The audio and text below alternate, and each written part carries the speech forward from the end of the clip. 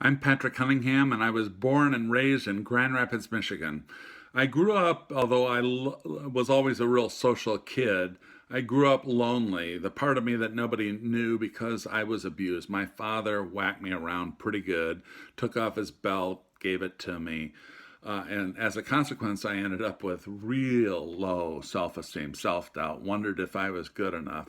And so how I handled that was as the class clown. I was funny, and that helped. Tears of a clown, that sort of thing.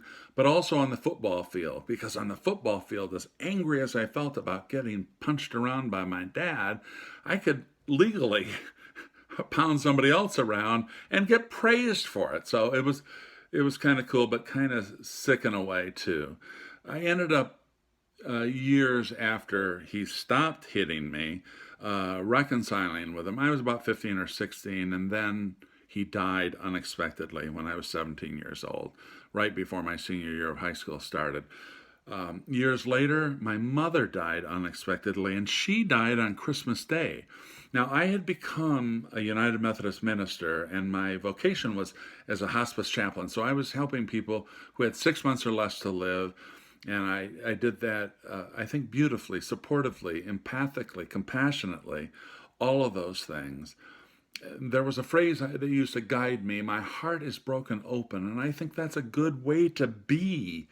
When you're broken, you can either choose to close up or choose to open up. And I fortunately made the choice to open up, and it served me well all these years. And then now remember, my mom died on Christmas Day, and then I became Santa Claus.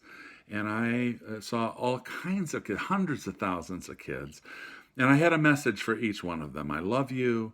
I believe in you. I see the potential. You're doing great. Keep it up. I know I can help others, and I want to help others. I'm called to help others. Here's a kid who was wounded, who's become a wounded healer. I'm all about helping others, helping them go from pain to progress to potential.